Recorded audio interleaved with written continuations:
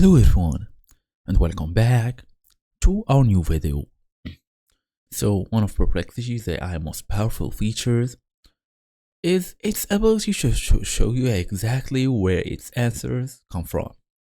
For example, you ask a question, it gives you the answer, and right below it, you see a list of sources, articles, research papers, or even websites that you can click to verify the information yourself. It's what basically makes Perplexity different from any other AI chatbots. It's mostly transparent, it's trustworthy, and it's supposed to work every time. But what happens when you click on one of those and you get a 404 not found error?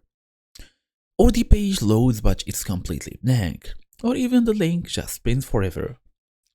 So that source is effectively useless, and if enough sources are broken, the whole answer becomes hard to trust. So in today's small tutorial, we're gonna go through how to actually fix this issue. Fast and easy as usual, let's get started. First and first, try to verify the source isn't just blocked for you. Before assuming the source is permanently dead, rule out local issues. Copy the full link, then open it like on a new browser, incognito or even private window, and paste the link. If it loads in basically incognito, the issue is likely your cache or an extension. So try to use the Google's cache snapshot.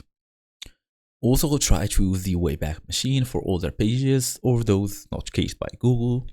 The Internet Archive's Wayback Machine is your best friend. Go through web.archive.org, paste the broken link in the search box, then look for a date close to when Perplexity response was generated, and that's the whole idea. So thank you all for watching. I'll see you all in the next video.